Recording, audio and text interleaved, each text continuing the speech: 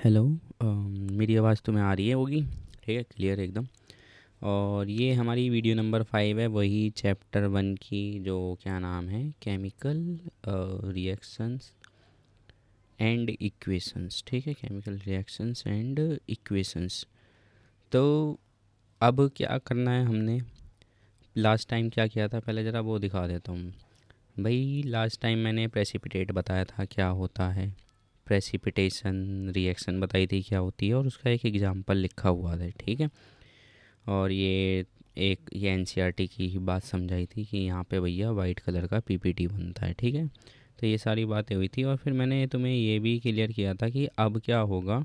Topic number 1.2 शुरू करेंगे, जिसका नाम है टाइप्स ऑफ केमिकल रिएक्शंस। ठीक है, तो अब मैं ज़रा नोट्स तुम्हें रिवील कर रहा हूँ अपने, ये मेरे लिखे हुए नोट्स हैं, हैंड रिटन। ठीक है, केमिकल रिएक्शंस एंड इक्वेशंस के। तो एक बार ज़रा इस पे भी नज़र डाल लेते हैं। देखो, सबसे पहले मैंने क्या लिख रखा है, केमिकल रिएक्शन होती क्या है। तो क्या होती है, एक प्रोसेस होता है जिसमें नए सब्सटेंस बनते हैं नए प्रॉपर्टीज़ के साथ, एक या एक से ज़्यादा सब्सटेंसेस से, जिन्हें हम रिएक्टेंट्स कहते हैं। अब रिएक्टेंट और प्रोडक्ट के बारे में लिख दिया मैंने। ये मतलब नोट्स इसलिए लिख रखे हैं क्योंकि तुम ना डेफिनीशंस के चक्कर में पागल हो रहे होते हो, फॉर्मूले के चक्कर में पागल हो रहे होते हो, तुम्हें पे मिलते हैं नहीं, फिर परेशान होते हो, फिर इधर उधर से ढूंढते हो, फिर बौखला जाते हो। तो देखो, अब रिएक्टेंट्स एरो हेड के लेफ़्ट साइड वाला जो भी सामान है वो होता है, और प्रोडक्ट्स क्या होता है, जो भी एरो हेड के राइट साइड में होता है। ये रहे रिएक्टेंट, ये रहे प्रोडक्ट, सारी चीज़ें लिखी हुई हैं।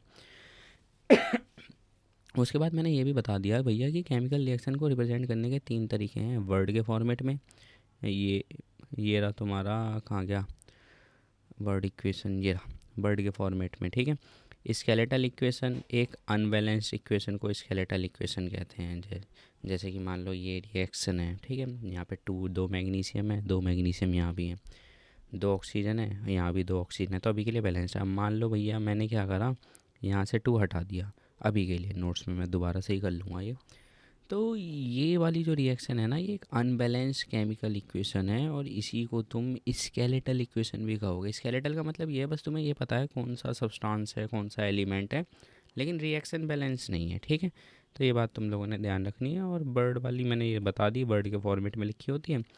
अच्छा, अब वो जो मैग्नीशियम वाली बात थी वो मैंने यहाँ पे लिख भी दी है कि भाई मैग्नीशियम का रिबन है, पहले साफ़ करना होता है सैंड पेपर से, इससे पहले कि तुम उसे बर्न करना चाहते हो। क्यों? क्योंकि उसके ऊपर एक प्रोटेक्टिव लेयर होती है मैग्नीशियम ऑक्साइड की, हमने उसे रिमूव करना होता है। फिर जब मैग्नीशियम रिबन बर्न करता है तो एक चमकदार वाइट फ्लेम में बर्न करता है, और वो एक वाइट पाउडर में चेंज हो जाता है। और ये जो पाउडर है इसे हम मैग्नीशियम ऑक्साइड कहते हैं। और बहुत सारी चीज़ें हैं, सारी एक जगह लिखी मिल जाएंगी अब तुम्हें। फिजिकल स्टेट्स क्या हो सकती हैं रिएक्टेंट्स की और प्रोडक्ट की, भैया कोई सॉलिड हो सकता है, लिक्विड हो सकता है, या गैस हो सकता है। एक यू का मतलब एक्वस होता है, लेकिन तुम्हें इसका मतलब नहीं पता था एक्वस होता क्या है, तो मैंने लिख दिया।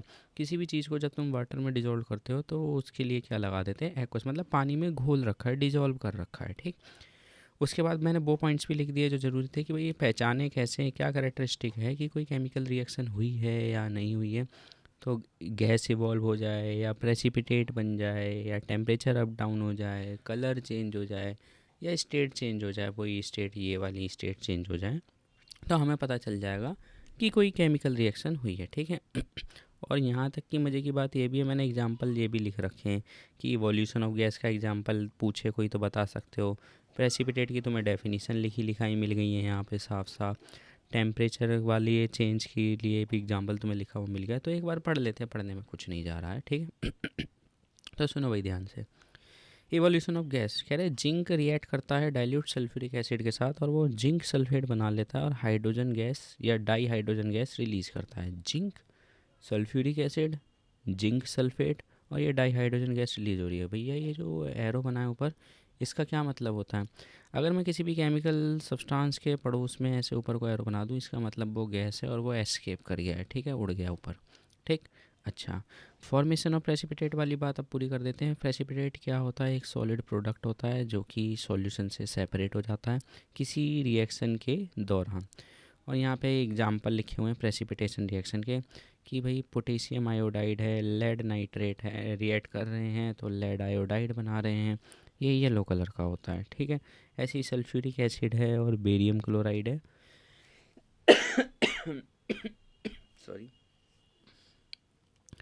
सल्फ्यूरिक एसिड है और बेरियम क्लोराइड है, ये आपस में रिएक्ट करके बेरियम सल्फाइड बना रहे हैं, वाइट कलर का है, ठीक है।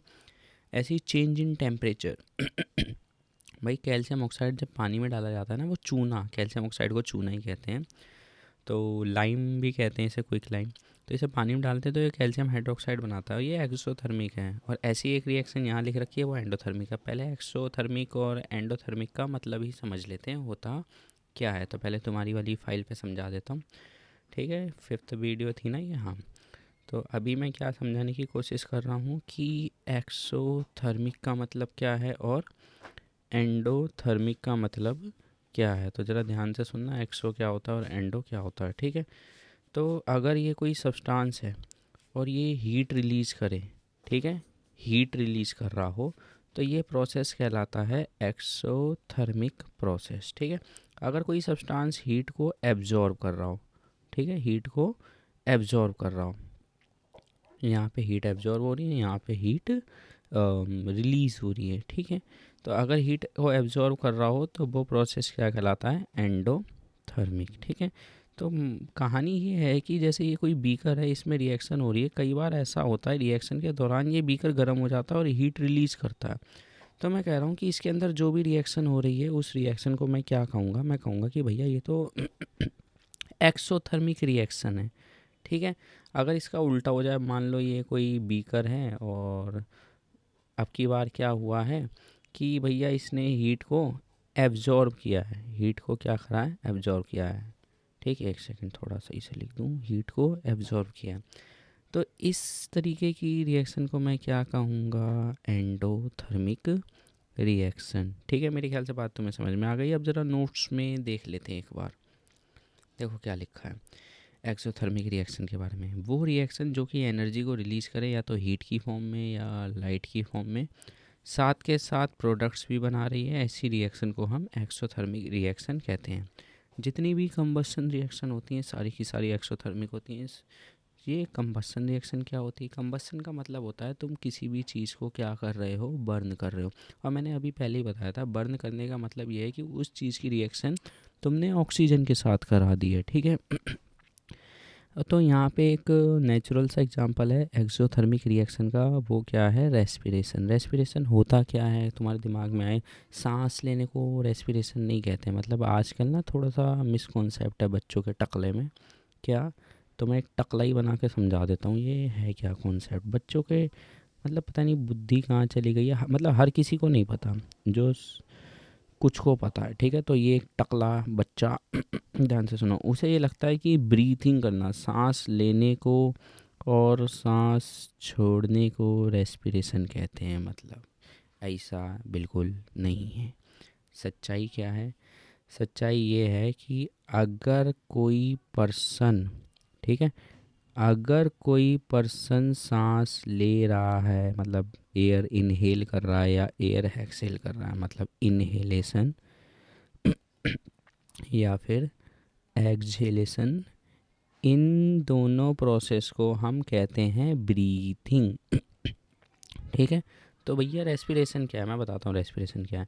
जो तुमने ये एयर इनहेल करी है ना, ये O2 एग्जैक्टली तो नहीं होती, मतलब ये तुम्हारे लंग्स में जाती है, लंग्स फिर O2 को फिल्टर करके बाहर निकाल लेते हैं। अब इस O2 का होता क्या है कि ये कोई सेल है, ठीक है, ये कोई सेल है। अब वो O2 इस सेल में आती है और साथ के साथ ग्लूकोज भी आएगा। अब फिर यहाँ पे कुछ बवाल होता है, वो बाद में समझाएंगे लाइफ प्रोसेस चैप्टर में। बस फिर यहाँ पे एनर्जी रिलीज़ होती है, ये मैं समझाना चाह रहा हूँ। इस प्रोसेस को रेस्पिरेशन कहते हैं। तो कोई पूछे ना रेस्पिरेशन होता क्या है, तो ऐसे समझ बोलना कि ब्रेक डाउन होता है ग्लूकोज का, ठीक है, ब्रेक डाउन ऑफ ग्लूकोज अभी के लिए, ठीक है। ग्लूकोज का ब्रेक डाउन होना O2 की प्रेजेंस में, जिससे एनर्जी रिलीज़ हो जाए, उस प्रोसेस को हम रेस्पिरेशन कहते हैं।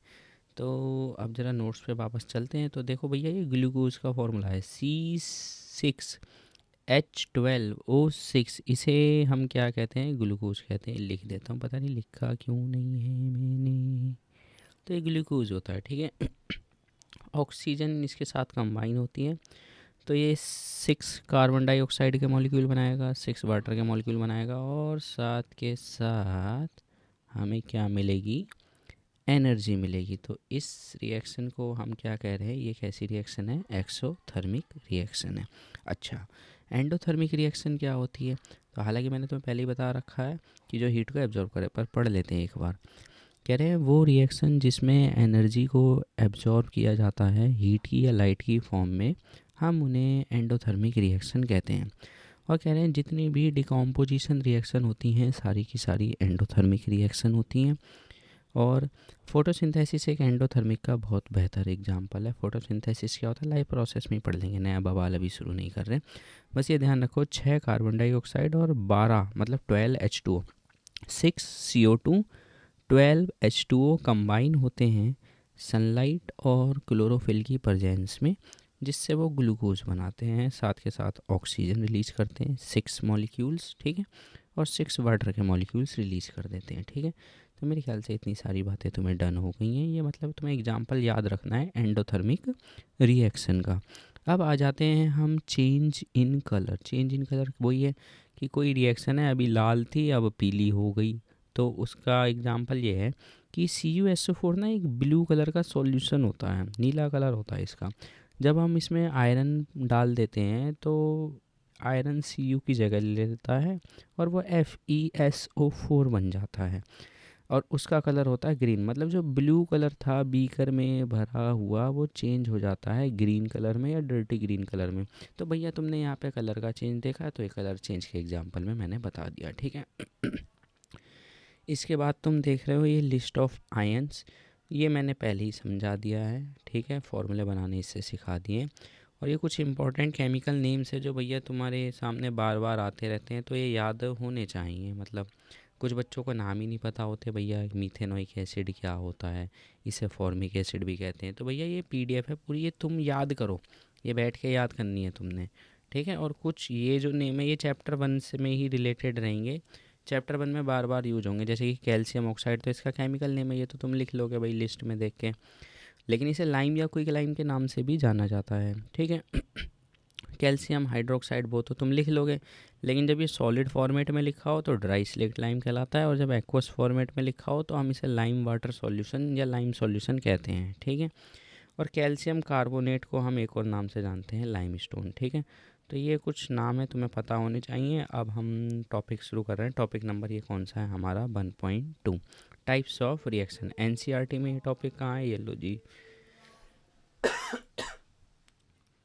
ठीक है, ये हमारा वो टॉपिक है।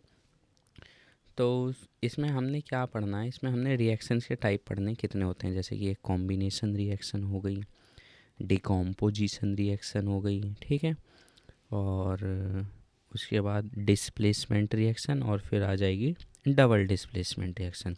तो 4 तरीके की हैं, और इसमें हालांकि ऑक्सीडेशन और रिडक्शन भी है, वो अलग से मैं पढ़ा दूंगा, ठीक है। तो शुरू करते हैं, कॉम्बिनेशन रिएक्शन क्या होती है। तो पहले मैं सबसे सिंपल सी भाषा में बता देता हूँ, फिर हम नोट्स में देखेंगे क्या होता है वो, ठीक है। तो कॉम्बिनेशन रिएक्शन, ये मैं टॉपिक बता रहा हूँ अभी, तो दिमाग की बत्ती जला के रखना, ठीक है। मैं कह रहा हूँ रिएक्टेंट 2 या 2 से ज़्यादा हो जाए रिएक्टेंट्स, ठीक है, लेकिन प्रोडक्ट सिर्फ एक बने, ठीक है, सिंगल प्रोडक्ट बने सिंगल, एक अकेला, ठीक है, लेकिन रिएक्टेंट 2 या 2 से ज़्यादा रिएक्टेंट हो 2 और मोर देन 2, ठीक है। साथ में कोई एनर्जी लिख दे वो बात और है भाई, हीट की फॉर्म में एनर्जी रिलीज हो गई, तो इसे भैया किसी प्रोडक्ट में काउंट नहीं करना। मतलब सिंगल प्रोडक्ट तो यही रहेगा जो यहाँ पे सब्सटेंस बना। जैसे कि इसका एक एग्जांपल दे देता हूँ भाई, मैग्नीशियम और ऑक्सीजन को हम रिएक्ट कराते हैं तो मैग्नीशियम ऑक्साइड बनती है, ये बैलेंस केमिकल रिएक्शन है, लेकिन साथ के साथ ये हीट भी प्रोड्यूस करता है, लाइट भी प्रोड्यूस करता है, एक्सोथर्मिक रिएक्शन होता है, एक्सोथर्मिक प्रोसेस है। तो मैं इसको प्रोडक्ट में वैसे काउंट नहीं कर रहा, मैं बस ये वाला प्रोडक्ट देख रहा हूँ कि भैया ये 2 चीज़ें कंबाइन होकर एक सिंगल प्रोडक्ट दे गई मेरे को, और ये जो भी सिंगल प्रोडक्ट था ये क्या है, मैग्नीशियम ऑक्साइड है, ठीक है। ये मैं कहना चाह रहा हूँ, मेरे ख्याल से बातें तुम्हें क्लियर हो गई हैं। तो अब नोट्स में पढ़ लेते हैं क्या लिखा है। ये कह रहे एक रिएक्शन जिसमें एक सिंगल प्रोडक्ट बनता है दो या दो से ज़्यादा रिएक्टेंट से, उन्हें हम कॉम्बिनेशन रिएक्शन कहते हैं। अब कॉम्बिनेशन रिएक्शन के भी टाइप हैं, हालांकि फालतू की बातें हैं, बस समझ लो। एलिमेंट्स कंबाइन होकर कोई नया कंपाउंड बना रहे हो, या कंपाउंड कंबाइन होकर नया कंपाउंड बना रहे हो, ठीक है, या कंपाउंड किसी एलिमेंट के साथ कंबाइन हो रहे हैं। तो अभी जैसे ये सिंगल एलिमेंट है, ठीक है, ये कंबाइन होकर क्या बना रहे हैं, कंपाउंड बना रहे हैं, ठीक है। ये तो फर्स्ट टाइप में हो गया है। भाई एक अकेला तुमने एलिमेंट का सिंबल ही तो लिखा है, या मैग्नीशियम ही तो लिखा है, मैग्नीशियम के साथ कुछ और थोड़ी लिखा है, तो ये एलिमेंट कहलाएगा। कंपाउंड क्या होते हैं, जो दो या दो से ज़्यादा एलिमेंट एक साथ चिपके हुए रहते हैं, तो उसे हम क्या कहते हैं, कंपाउंड कहते हैं। तो यहाँ पे देखो कंपाउंड ही कंपाउंड में रिएक्ट करके कोई नया कंपाउंड बना रही है, उस टाइप के हो गए। और एक ये है कि कंपाउंड एलिमेंट के साथ रिएक्ट कर रहा है, ये कंपाउंड हो गया, ये एलिमेंट हो गया, तब जाके एक नया कंपाउंड बन रहा है। तो ये टाइप हैं, पर तुम कुल मिला के एक ही चीज़ देख रहे हो। एरो हेड के लेफ्ट हैंड साइड में चीज़ें दो या मोर देन टू हो सकती है, टू या मोर देन टू हो सकती है, लेकिन रिएक्ट प्रोडक्ट हमेशा सिंगल ही बन रहा है। सर एक बात बताओ, यहाँ पे तो प्रोडक्ट दो बन रहे हैं, ऐसा क्या है ये? तो मैं बता देता हूँ, यहाँ पे ये गैस है, भले ही प्रोडक्ट है, ये मतलब ये कंबाइन हम कर रहे हैं कंपाउंड को एक कंपाउंड के साथ, ठीक है। तो हालांकि एग्जांपल मैंने यहाँ पे नहीं देना चाहिए, ताकि तुम बंदा मतलब तुम्हें कन्फ्यूजन हो जाएगी। तो इसे हटा के चलना, मतलब ये वाला जो है इसे हटा के चलो, ठीक है। कन्फ्यूजन फैलाओ ही मत, ये एग्जांपल याद भी मत करो, लिखना भी मत, ठीक है। अब आगे बढ़ते हैं। डिकम्पोजिशन रिएक्शन क्या होती हैं? डिकम्पोजिशन रिएक्शन, तो जो तुमने कॉम्बिनेशन रिएक्शन जस्ट अभी पढ़ा, ये इसका एग्जैक्टली उल्टा। क्या? डिकम्पोजिशन रिएक्शन, ठीक है। तो सुनो भाई ध्यान से, मैं आपकी बार कह रहा हूँ कि रिएक्टेंट एक है, लेकिन उससे जो प्रोडक्ट बन रहे हैं वो दो या दो से ज़्यादा हैं, ठीक है। मतलब मैं क्या कहना चाह रहा हूँ, सिंगल तो इस बार रिएक्टेंट है, ठीक है, मैं लिखना नहीं चाह रहा इसलिए कॉपी पेस्ट मार रहा हूँ, सिंगल रिएक्टेंट, लेकिन जो प्रोडक्ट है वो दो या दो से ज़्यादा हो जाएं। तो इस तरीके की रिएक्शन को हम डिकम्पोजिशन रिएक्शन कहते हैं। मतलब चीज़ को ब्रेक डाउन करना, चीज़ को तोड़ना। अब ब्रेक डाउन कर सकते हो तुम या तो लाइट का इस्तेमाल करके, या हीट का इस्तेमाल करके, या इलेक्ट्रिसिटी का इस्तेमाल करके। तो लाइट का इस्तेमाल कर रहे हो तो हम उसे फोटोलिसिस कहते हैं, ठीक है। हीट का इस्तेमाल कर रहे हो तो उसे थर्मोलिसिस कहते हैं। ये वर्डिंग्स को ध्यान रखना भाई, थर्मोलिसिस, या इसी को एक और नाम से जाना जाता है पायरोलिसिस, ठीक है। इलेक्ट्रिसिटी का इस्तेमाल कर रहे हो तो इलेक्ट्रोलिसिस कहते हैं। ये वर्ड तुमने कभी ना कभी जन्म में सुन ही लिया होगा अभी तक, ठीक है। तो ये मैंने तुम्हें बताया डिकम्पोजिशन रिएक्शन शॉर्ट में। अब ज़रा नोट से पढ़ते हैं है क्या। वो रिएक्शंस जिसमें सिंगल रिएक्टेंट टूटता है, स्प्लिट होता है दो या दो से ज़्यादा प्रोडक्ट में, ऐसी रिएक्शंस को हम डिकम्पोजिशन रिएक्शन कहते हैं। एक डिकम्पोजिशन रिएक्शन बिल्कुल अपोजिट होता है कॉम्बिनेशन रिएक्शन का, वही बात जो मैंने तुम्हें ऊपर बता रखी है। जितनी भी डिकम्पोजिशन रिएक्शंस होती हैं एंडोथर्मिक होती हैं, क्यों? क्योंकि उन्हें एब्जॉर्ब करना पड़ता है, या तो हीट को या लाइट को या इलेक्ट्रिसिटी का यूज करते हैं।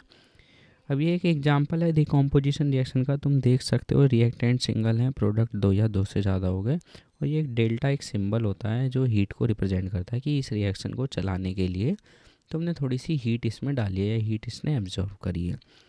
तो यहाँ पे ये बता रहे हैं एक लाइम स्टोन का एग्जांपल है, वही कैल्शियम कार्बोनेट मैंने बोला था, लाइम स्टोन उसका नाम होता है। तो वो ब्रेक डाउन होकर कैल्शियम ऑक्साइड बनाता है और कार्बन डाइऑक्साइड बनाता है।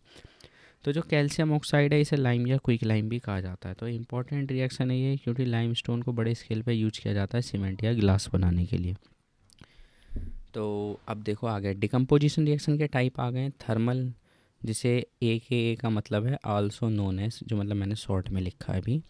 थर्मल डिकम्पोजिशन को पायरोलिसिस भी कहते हैं। वही फोटोलिटिक डिकम्पोजिशन क्या है, वही लाइट का इस्तेमाल कर रहे हो तो फोटोलिसिस भी कहते हैं। इलेक्ट्रोलिटिक डिकम्पोजिशन, इलेक्ट्रिसिटी का इस्तेमाल कर रहे हो तो उसे इलेक्ट्रोलिसिस भी कहते हैं।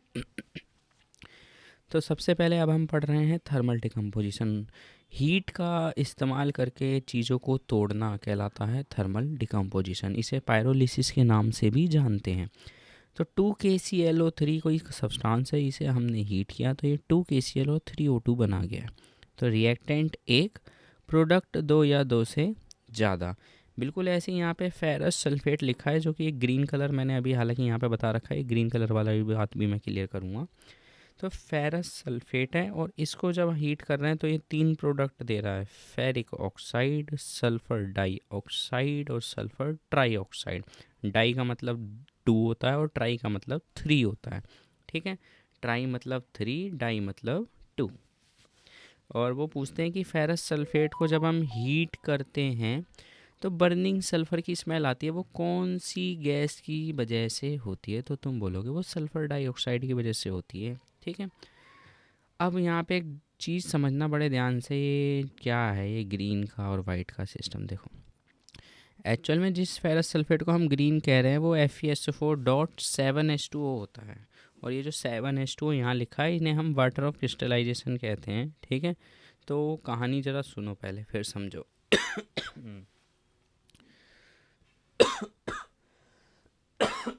सॉरी। ठीक है, सुनो। कुछ क्रिस्टल हैं जो वाटर के मॉलिक्यूल्स को, मतलब कुछ क्रिस्टल होते हैं जो वाटर के मॉलिक्यूल्स को क्या करते हैं, होल्ड कर लेते हैं।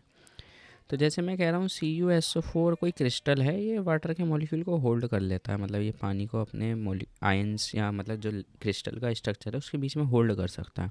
अब ये कितने होल्ड कर सकता है? अभी के लिए जैसे मैंने बोला 5 वाटर के मॉलिक्यूल्स को ये होल्ड कर सकता है।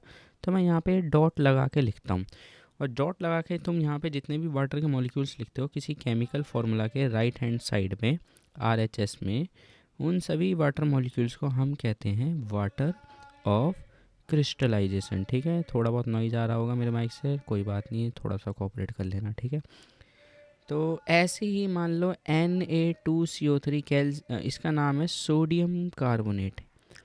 इसका नाम क्या है भैया? Sodium carbonate. मैं कह रहा हूँ इसके पड़ोस में तुमने डॉट लगा के 10H2O लिख दिया, तो मतलब ये 10 वाटर के मॉलिक्यूल्स होल्ड कर रहा है एक यूनिट पे। ठीक है, तो ये भी क्या है? वाटर ऑफ क्रिस्टलाइजेशन है। अब कहानी ये है कि फेरस सल्फेट ना 7 वाटर के मॉलिक्यूल्स होल्ड कर लेता है। वो जब तक उसमें ये वाटर ऑफ क्रिस्टलाइजेशन रहेगा या वाटर के मॉलिक्यूल्स होल्ड कर रखे हैं तो वो दिखता है ग्रीन। जब हम इसे हीट करते हैं तो ये वाटर ना इवेपोरेट हो जाता है, मतलब उड़ जाता है, ये पानी भाप बन के या वेपर्स बन के उड़ जाएगा। तब बचता है FeSO4। तो क्योंकि इसमें पानी के मॉलिक्यूल्स हैं तो हम कहते हैं हाइड्रेटेड फेरस सल्फेट। ठीक है, ये क्या है? Hydrated ferrous sulphate. लेकिन जब इसमें से पानी उड़ गया है, ये फेड हो जाता है, कलर वाइट सा हो जाता है, तब हम इसे कहते हैं एनहाइड्रस, पानी का ना होना। ठीक है, सूखा पड़ गया है रे बाबा, एनहाइड्रस फेरस सल्फेट। ठीक है, तो इसका कलर हालांकि ग्रीन नहीं होता, और जब हम इसे और हीट करते हैं तब जाके तुम्हारे प्रोडक्ट्स बनते हैं Fe2O3। जो तुम्हारी रिएक्शन याद कराई जाती है वो मतलब प्रॉपर नहीं है, वो ये है प्रॉपर रिएक्शन। ठीक है, और यही है सल्फ़र डाइऑक्साइड। ये क्या है? Sulphur dioxide. ये हमारी सल्फ़र डाइऑक्साइड जो कि बर्निंग सल्फ़र की स्मेल प्रोवाइड कराती है जब भी हम फेरस सल्फेट के क्रिस्टल्स को हीट करते हैं। ठीक है, तो ये है। ठीक, तो ये चीज़ें डन हो गई हैं, और थर्मल डिकम्पोजिशन के बहुत सारे एग्जांपल दे रखे हैं मैंने, ये तुमने सारे याद करने हैं, सिंपल सी बात है। अच्छा, फोटोलिटिक डिकम्पोजिशन क्या है, जिसे हम फोटोलिसिस भी कहते हैं? तो ये है कि डिकम्पोजिशन रिएक्शन अगर तुम लाइट एनर्जी का इस्तेमाल करके करते हो तो उसे फोटोलिटिक डिकम्पोजिशन कहते हैं। सिल्वर क्लोराइड और सिल्वर ब्रोमाइड दो ऐसे केमिकल्स हैं, जब इन पर लाइट सन वाली पड़े या नॉर्मल लाइट पड़ जाए तो ये यहाँ से ऐसे बीच से टूट जाते हैं, सिल्वर अलग हो जाता है और क्लोरीन गैस बन के उड़ जाती है। ठीक है, एक सेकंड, मम्मी बुला रही है, एक सेकंड बस। हाँ हेलो, आ गया वापस, सुनो। तो सिल्वर क्लोराइड वाइट दिखता है, लेकिन जब ये ब्रेक डाउन हो जाता है तो ये ग्रेइश वाइट कलर का दिखता है। ठीक है, हालांकि इसके कलर को छोड़ो, गोली मारो, हमें पेपर में भी नहीं आते इसके कलर। बस ये देखो कि एक लाइन है एनसीईआरटी में जो बहुत इंपॉर्टेंट है, वो ये कहते हैं कि ब्लैक एंड वाइट फोटोग्राफी कोई चीज़ होती है, उसमें ये सिल्वर क्लोराइड और सिल्वर ब्रोमाइड लार्ज स्केल पे यूज़ होते हैं। ठीक है, मतलब एक ऐसा क्वेश्चन आ गया कि केमिकल के नाम बताओ जो ब्लैक एंड वाइट फोटोग्राफी में यूज़ होते हैं, तो तुम क्या नाम दोगे? तुम बोलोगे सिल्वर क्लोराइड और सिल्वर ब्रोमाइड। बस इतने में तुम्हारा आंसर हो जाएगा। पूरी रिएक्शन मत लिखना, सिर्फ नाम, सिर्फ नाम। ठीक है, आगे की कहानी सुनो। Electrolytic decomposition. तो मैं चाह रहा हूँ इस वीडियो को अभी यहीं रोक देते हैं, नहीं तो बहुत लेंथी हो जाएगी। ठीक है, तो मान लो फोटोलिटिक डिकम्पोजिशन तक करा दिया, मैं एक काम करूँगा, थर्मल डिकम्पोजिशन से दोबारा, मतलब सॉरी, थर्मल डिकम्पोजिशन से दोबारा एक बार रिवाइज करा दूँगा नेक्स्ट वीडियो में। ठीक है, तो ये वाली वीडियो में यहीं रोक रहे हैं। थैंक्स।